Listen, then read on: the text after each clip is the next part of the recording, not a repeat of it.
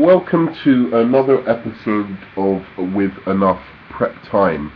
Um, this video is going to be on the latest batch of Man of Steel reviews that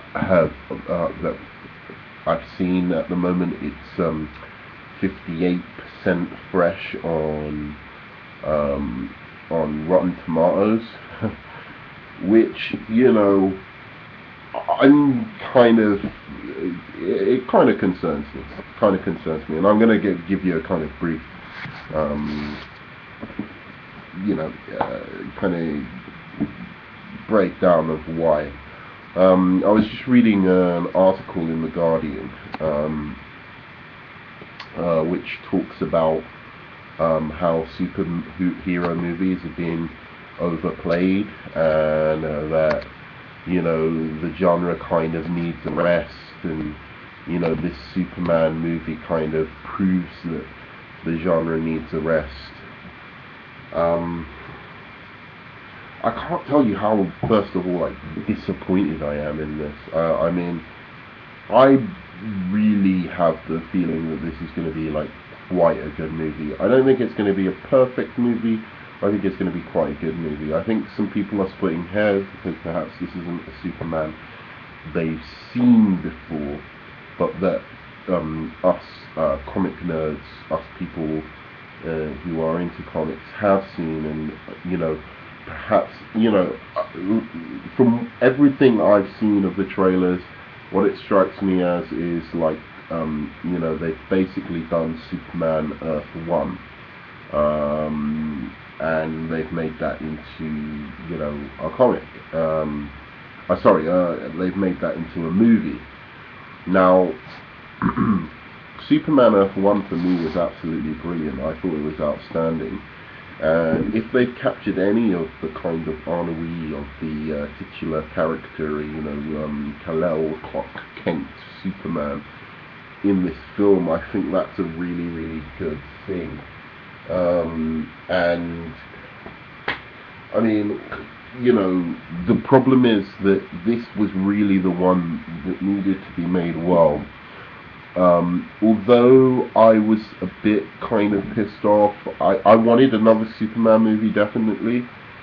And I wanted a kind of update so people could see how cool Superman was, and that, Batman isn't the only, superhero who has who can be relatable and who has issues, or a deeper kind of side to the story.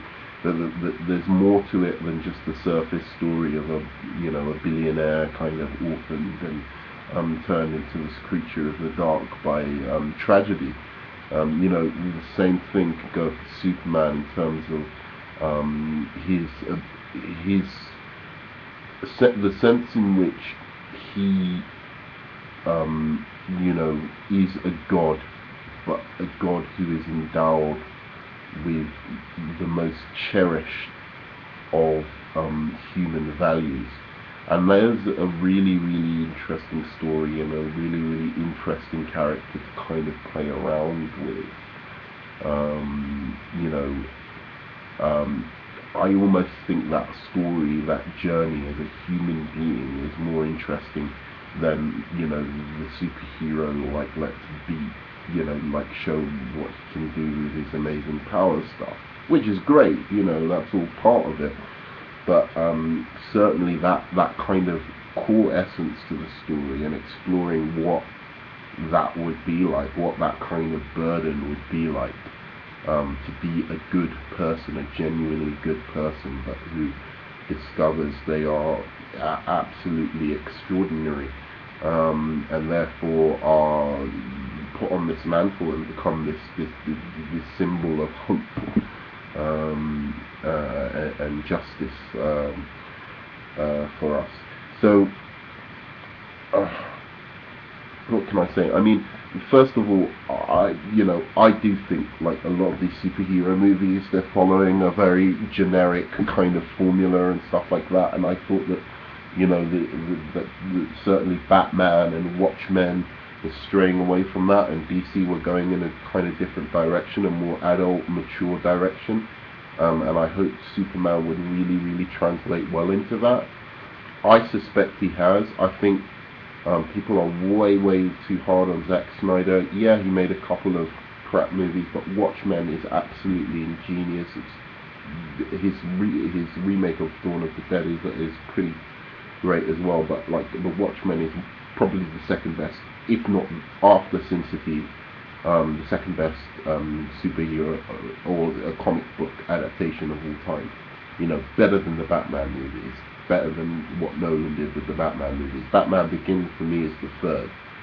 You know, so I think maybe with this Superman they might be being a bit too hard on him. But who knows? I will be giving my review as soon as it comes out. So stay tuned to that. You know, I think the point that some critics of superhero movies are making is quite valid. What we need is diversity. We need some women superheroes. We need some superheroes of different races. We need some exploration, if not straight out a gay superhero, which you know should be alright by now in the 21st century. But at least some kind of exploration of those themes. You know, in the X-Men there could be like a gay character, a gay that kind of mixes the themes of alienation and marginalization of being a mutant with being homosexual. You know, for instance. These kind of things, diversity and breaking out of that, you know, these white middle class men that are saving us and who have these damsels in distress that they need to save, who are kind of spunky and kind of independent and kind of, you know, strong characters in themselves. So that's okay that they're still playing the damsel in distress in the 21st century, and we have no like female superheroes, or you know, like if you're a black superhero you have to be the sidekick of someone. You know, we just need to break out of that, and I think once we start seeing that diversity and lack of formula in it, and then really look at this as like our modern myths, you know, what these actually mean to us at core, then I think we're one day gonna make a really beautiful movie. As I said, if you know anyone who's subscribed to my channel, I'm making a Wonder Woman or writing a Wonder Woman script, and I think it's pretty beautiful, and that's what I'm aspiring to. It's probably never going to be seen, but hey, that's my views on the Superman review so far. Subscribe if you like.